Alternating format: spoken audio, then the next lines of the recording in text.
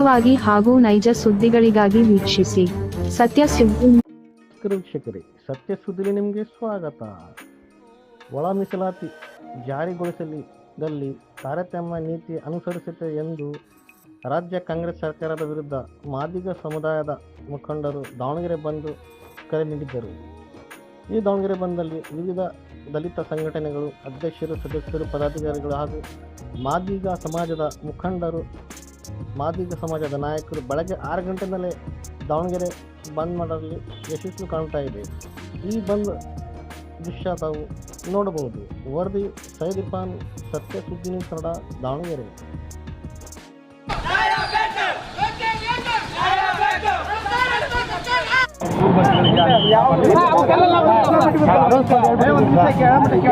Emergency hospital ಇರ್ತಕ್ಕಂಥದ್ದು, hospital ಹೋಗ್ತಕ್ಕಂಥ ಡಾಕ್ಟರ್ಸ್ಗಳಿರ್ಬೋದು, school children ಇರ್ಬೋದು, ಮಾಡಿದ ಇವಾಗ ಎಲ್ಲ ಬಗ್ಗೆ ಎಲ್ಲ ಕೂಡ ಎಲ್ಲ ಕಡೆ ಕವರೇಜ್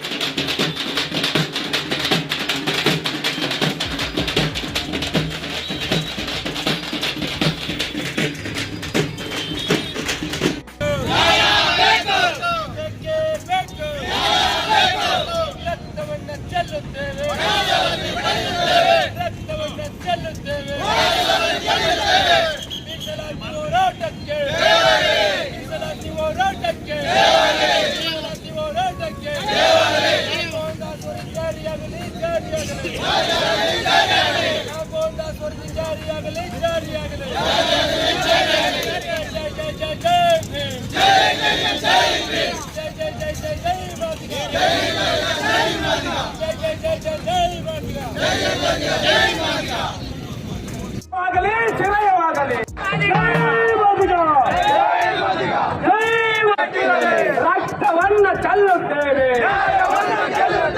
ರಕ್ತವನ್ನ ಚೆಲ್ಲುತ್ತೇವೆ.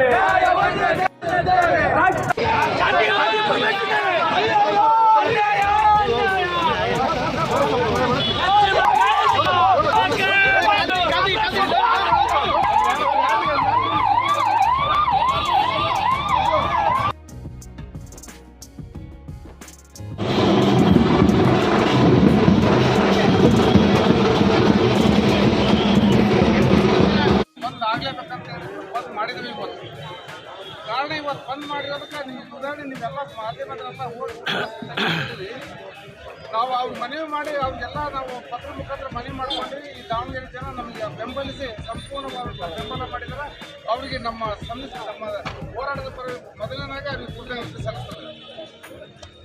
ಕಾರಣ ಏನಪ್ಪ ಅಂತಂದರೆ ಈ ರಾಜ್ಯದ ಜನಗಳು, ನಮ್ಮ ಪೌರ ಕಾರ್ಮಿಕರು ಈ ರಾಜ್ಯದಲ್ಲಿ ದಿನನಿತ್ಯ ಬೆಳಗ್ಗೆ 5 ಗಂಟೆಗೆ ಹೋಗಿ ಊರು ಸ್ವಚ್ಛತೆ ಮಾಡಿ ಅವರು ಕಾಳಜಿ ತಗೊಂಡು ಬೇರೆ ಜನಕ್ಕೆ ಆರೋಗ್ಯ ಕೊಟ್ಟು ಕಾಪಾಡುವಂಥ ನಮ್ಮ ಮಾದಿಗ ಸಮಾಜವನ್ನು ಇವತ್ತು ಈ ಈ ರಾಜ್ಯದ ಮುಖ್ಯಮಂತ್ರಿಯಾದ ಸಿದ್ದರಾಮಯ್ಯನವರು ಒಳ ಮೀಸಲಾತಿ ಕೊಡೋ ವಿಚಾರದಲ್ಲಿ ತುಂಬ ತಪ್ಪು ನಿರ್ಧಾರ ತಗೊಂಡು ನಮಗೆ ಅನ್ಯಾಯ ಮಾಡಿದ್ದಾರೆ. ಆ ಕಾರಣಕ್ಕೆ ನಮ್ಮ ಮಾದಿಗ ಸಮಾಜ ಏನಂತ ತೋರಿಸೋದಕ್ಕೋಸ್ಕರ ಈ ರಾಜ್ಯದ ತುಂಬ ನಾವು ಇವತ್ತು ಸಂಪೂರ್ಣವಾಗಿ ಪ್ರತಿಭಟನೆ ಬಂಧುಗಳನ್ನು ಆಚರಣೆ ಮಾಡ್ತಿದ್ದೇವೆ. ಮಾಧ್ಯಮ ಮಿತ್ರರೇ, ಇದಕ್ಕೆ ನಮ್ಮೆಲ್ಲ ಸಹಕಾರ ಸಹಾಯ ಕೊಟ್ಟು ಈ ಬಂದಿಗೆ ಪ್ರತಿಭಟನೆ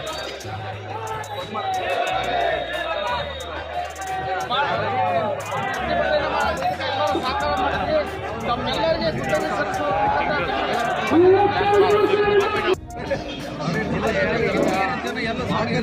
ಎಲ್ಲ ನಮ್ಮ ದಾವಣಗೆರೆ ಜಿಲ್ಲೆಯ ಮಾದಿಗ ಬಂಧುಗಳೇ,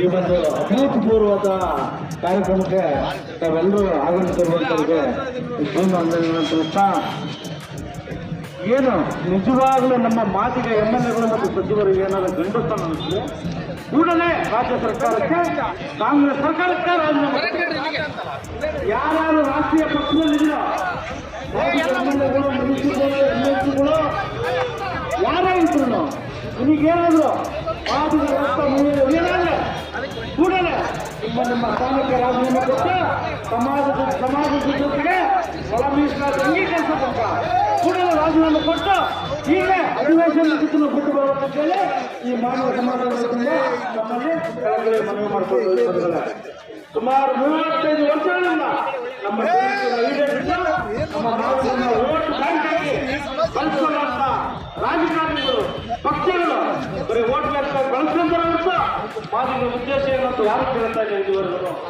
ಇದೊಂದು ಬಹಳ ವಿಷಾದನೀಯ ಸಂಗತಿ. ಆದ್ದರಿಂದ ತಾವು ದಯಮಾಡಿ ಜಯ ಮಾದಿಗ.